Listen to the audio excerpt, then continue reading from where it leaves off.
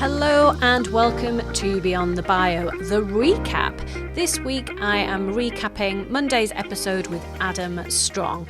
If you missed that show, please do go back and take a listen. You will find the link to Monday's show in the show notes. Adam is known as the business strategist. He is also a best-selling author, entrepreneur, international speaker, and host of the Business Strategist podcast. He currently runs 3 different businesses and works with leaders and entrepreneurs in the professional services industry to empower them to scale up through his business mastermind program. He's got all sorts of other brilliant accolades to his name. He is a former elite athlete that trained with Olympic and world champion Sir Mo Farah for 3 years, and he shared the stage with celebrities such as John Travolta, Vanilla Ice and Calvin Klein. So a really interesting guy to have on the show this week.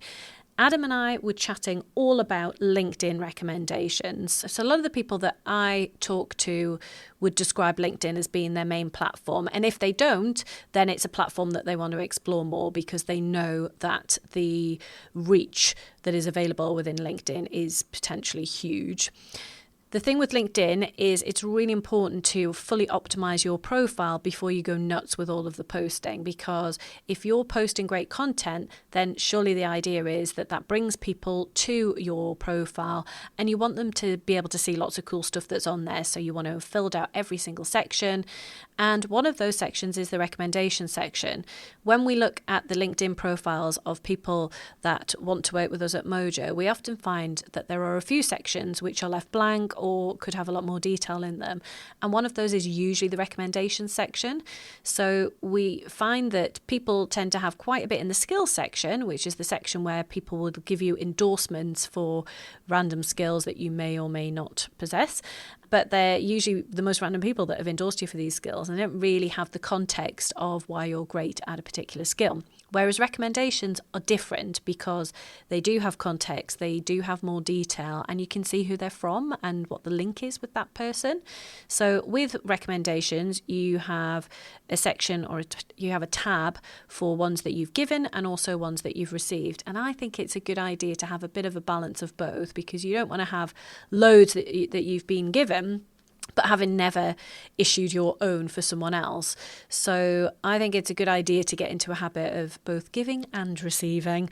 So Adam gave us some great tips around how do you build in asking for recommendations into your overall strategy. So definitely take on board his framework and think about how you can adapt it to what you do. My take action for this week is going to be super, super simple. It's going to be, and I am totally going to do this myself, to include LinkedIn recommendations as part of my monthly LinkedIn housekeeping. Each month, I tend to have a bit of a review, a bit of a glance over my own profile and take anything out that's a bit out of date or add something in that's new and relevant.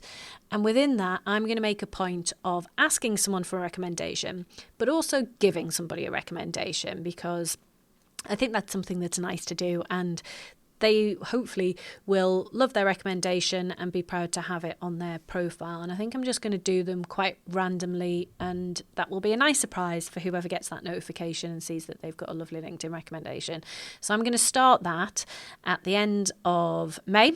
I'm committing to it, and I'm going to include that as part of my LinkedIn housekeeping. And I think that that is something that you can easily do yourself, and it's something that anyone can do, whether they own a business or whether they're in a corporate career or anything in between.